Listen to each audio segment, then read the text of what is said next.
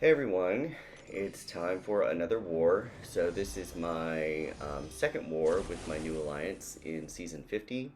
We won our last one, and so this time we are on a Tier 1 map. So I've been given 4 fights again. I've got 2 on Section 1 of Path 6, and then I've got 1 fight on Section 2 of Path uh, 7. And then I have a fight on Boss Island, which I thought was really funny because when I joined, I remember the guys in the alliance saying like, "Oh, we're gonna ease you into it. We're gonna, gradually increase it." And then war number two, it's like, here's a fight on Boss Island, and I'm going, "Oh shit! All right, here we go." So anyway, so these first 2 fights are pretty straightforward. We're going to take a minute to talk about Bullseye's SIG ability in this first fight, but here you can see, again, I'm just boosting to the max, doing everything I can to minimize the possibility of me not doing well and dying. So with Scorpion, the main thing here is he's got the spiked armor, and of course you've got his debuffs.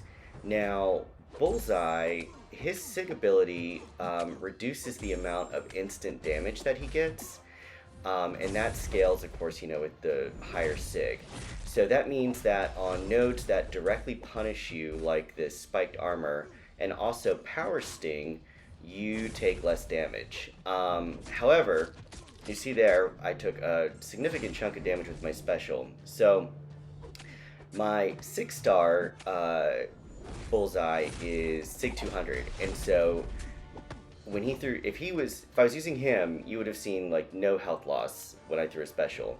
But my 7-star rank 3 Bullseye is only, I think, SIG 35, I want to say. So he still took a chunk of damage, and I just wasn't thinking about that. But also, it's okay. I'm gonna heal up. We're fine. But just something to consider, especially with that kind of node, because I was also taking a little bit of damage from the spiked armor. But otherwise, Bullseye is a really good Scorpion counter. He's a really good, especially at a high SIG, he's a really good Scorpion counter, because then you can just block his SP1 if it, trips you up and you don't have to worry about it. Because you won't take any damage when you throw specials after getting his debuffs on you. But anyway, Bullseye will definitely continue to get more SIG stones as I get them. So here we have a Stark Spidey. This one is a very, very simple fight. He's probably a diversity placement here, I would imagine. But yeah, Bullseye, especially with his true accuracy buff or passive, I mean, he just counters him super well as the tactic with the evade. So not exactly sure why they want to place a Starkey here unless it's just a diversity placement. Now, this next fight, so I was assigned Vox for my Boss Island fight, which is Future Ant-Man, and then I was given Gorr for Shuri, and really, I could have used Vox. The rationale that I was given with Gorr, which made sense, was that use him, get the solo, don't worry about if you lose some health, because you won't have to heal him up for Future Ant-Man because you're going to use Vox, so it saves you potions. However, I struggle in this fight. I'm going to tell you right now, I struggle significantly, and so here's what I have to balance. So I need to get his shadow magic buffs up because I want to really be able to maximize the damage that I do, but I also want to be getting buffs up, those buffs up so I can get the undermine. So even though the tactic gives me that clarity buff for preventing the auto block, I can also get Gorr's undermine, which will prevent it as well. But so I'm trying to explain it well here. So I need to get those buffs up, but eventually I need to take those buffs and turn them into debuffs on Shuri. And then I also need to be able to knock her down because she's got that protection node, so I need to be able to do damage. And at one point, I get clipped by her, and it does a significant chunk of damage. So you can see there, I've got a lot of buffs on her, but she's got the protection node up, and so she's not taking a whole lot of damage from them. And my furies are gone, and I'm not really sure. I'm not really sure what I should be doing here. Like, I feel like I could have played this a lot better. Like, maybe get a bunch of buffs up, do a heavy, and try the SP3 with her protection down. Maybe that would have been the ticket, and done a ton of damage. But, yeah, there's where I get clipped.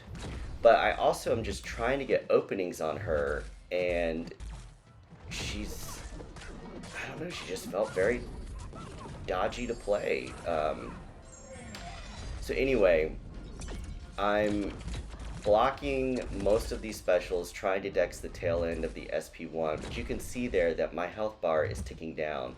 And then she's throwing these heavies, so she's getting her untouchable, which also makes her difficult to fight. So here I want to get that protection down again. I've got my furies up. And I'm realizing that my health pool is dwindling. Blocking these hits a whole bunch is not necessarily going to be working well for me, because I need to be doing more damage to her. So here I think I still blocked it, but I'm very aware of like how low my health bar is getting. And I'm narrating this horribly because this whole fight's making me nervous all over again. So there, I'm throwing the SP2, I'm getting my furies, she's knocked down. I punish. I'm lucky that she didn't like charge in right after that, because I didn't really do like a dex and punish there. I mean, God knows, yeah. That fight went down to the wire. So that's going to be one that I look at again. And I know that she's an R3, rank 3, and she's just tanky to begin with. But I'm thinking there potentially could have been better options for me there. And I'm wondering if I had someone like if I had a ranked up gladiator. If he might have been an easier attacker because of his passive stun, so I could have been able to, start a combo, passive into a heavy, knock her down, get the protection off. I like that with these knockdown protection nodes. I like champs that have easy access to knocking down an opponent, especially one that you can't parry, like Shuri. So that may be someone that I rank up next, just to have as an option. So anyway, here we have Future Ant-Man. You can see that I'm boosting again to the max. This is on Polka Dot Power, Brute Force, and Stunning Reflection, so I can't parry.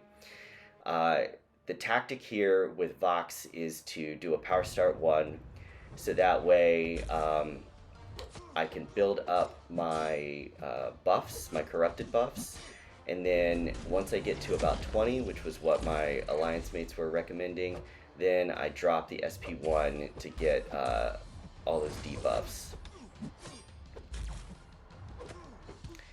And what you're going to see here is that Vox just shreds through Future Ant-Man. I mean, so I'm right now, what am I at? 19 of those corrupted buffs. I've got 20. I throw this the special one, and now what I'm hoping is that those debuffs, those degens, are going to give me enough power so that I can throw my SP1 again before they fall off, and I get it right at the very last second. However, had I missed that, I still had a bar of power, so it would have been fine to just ramp up my corrupted buffs again and throw an SP1 like I did at the start of the fight. But I didn't need to, because Vox's basic hits were just slamming into him. So, anyway, that was it. That's my fight, my second war with this alliance. So far, no deaths. Knock on wood, and I'm hoping that I can continue to have this deathless streak going for quite a while. So yeah, thanks for watching. If you have any comments or questions, please drop them below, and I will see you guys with the next one.